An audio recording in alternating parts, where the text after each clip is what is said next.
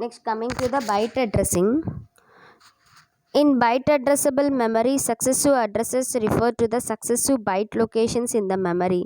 So the addressing is going takes place by using byte addressing.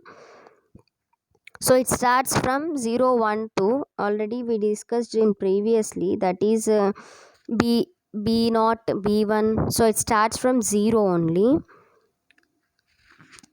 So if the word length is 32 bits, then successive words are located at addresses of 0 4 8, with each having 4 bytes. Okay. So this byte addressing, we have two types, big Indian and little Indian. So this big Indian, it provides lower byte addresses or used for more significant bytes of the word, and little Indian is used for lower byte address or used for the less significant bytes of the word. In both cases, the byte addresses 0, 4, are taken at the addresses of the successive words in the memory. So memory addresses are successive words are 0, 4, 8 only, but the accessing of the data is going to be different for big Indian, little Indian. In this big Indian, the data is going to be stored. See this diagram. So if you have 0, 1, 2, 3, 4, 5, 6, it starts from starting only. But see this little Indian assignment, it starts from last location. Okay, from the last bit only. So this is the difference from big Indian and little Indian. Okay, so this big Indian is used for more significant bytes and little Indian is used for less significant bytes. So see this diagram in this example. Just to have to consider 32-bit integer. Generally the data is going to be stored in bits format only. Okay,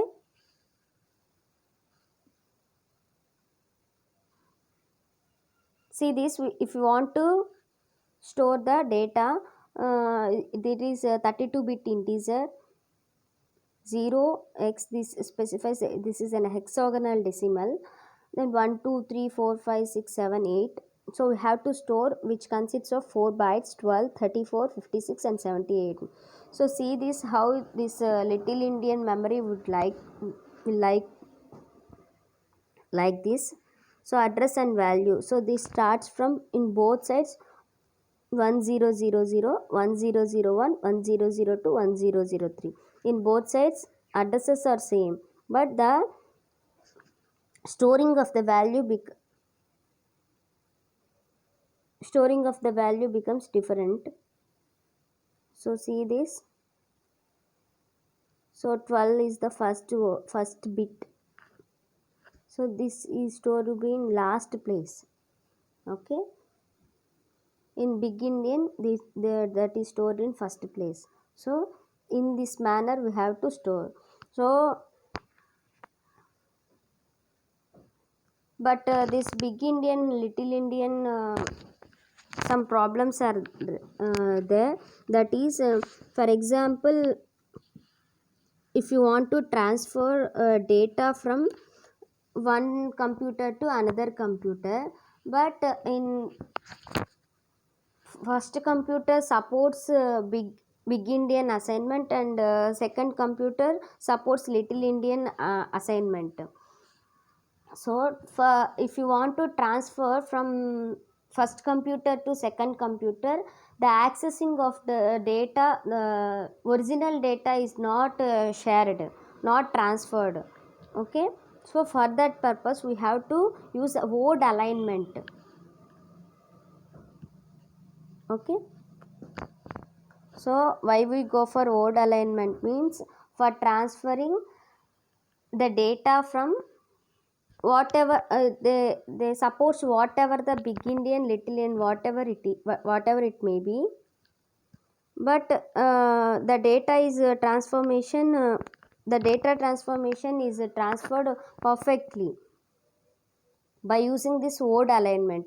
How means the votes are said to be aligned in the memory if they bit at byte address, that is multiple number of bytes in a word. See this example. In this, if the word length is 16, aligned words begin at byte address 0, 2, 4. So see this 16 is a 16-bit word. So the data is generally in bits only. That means this is the 16-bit. So we have to convert this bit into byte. Okay. So for 1 byte we have 8 bits. So that's why 2 bytes.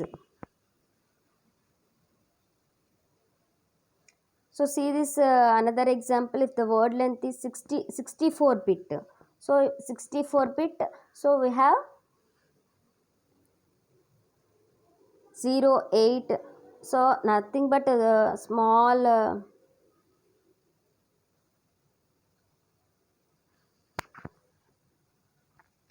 thing is if they given 8 bits sorry, if they given word length is 16 bit, generally you divide that one is with 8.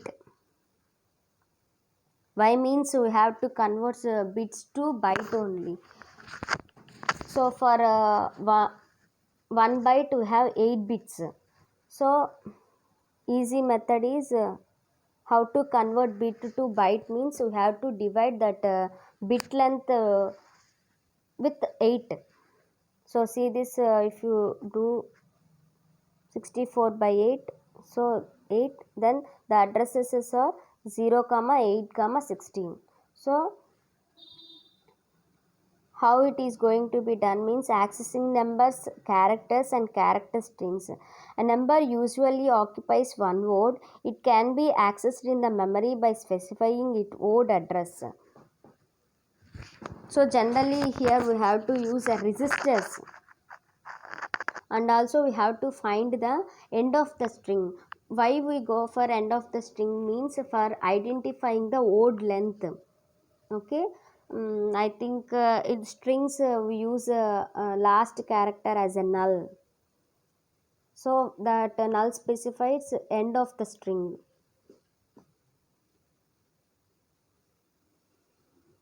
So for identify the length of the string, special control character with the meaning of the end of the string can be used as the last character in the string, nothing but null. A separate memory or another method is a separate memory word location or register can contain number of indicating the length of the string in bytes. So we have two ways for identifying the length of the string. One thing is end of the string. We use end of the string control character like null, or else we have to store the separate word memory location or else a register. Next, coming to the memory operations. So we have two memory operations, load and store. So load is also known as called read or fetch, and store is called as write. So for load operations, transfer a copy of contents of the specified memory location to the processor. The memory contains remains unchanged. Nothing but if you want to load means is nothing but already existing data we have to read. Okay, or else we have to fetch the data. So for that purpose generally we require address only. Okay, so the steps for the load operation is processor sends the addresses of the desired location to the memory, and processor issues read signal to the memory to the fetch the data. Next step, the memory reads the data stored at that address. After that, memory sends the read data to the processor. Okay, these are the four steps for getting the data, already existing data in the system, memory, whatever it is. Okay, by using load operation or nothing but read or fetch. Okay, next one is store operations. So in store operation transfers the information from register to the specified location. So in this, previously in load operation we required only address. Okay, data already existing, so we have to fetch that data. But in store operation we require address as well as data also. Okay, for address means for storing this data compulsory we require address. Okay,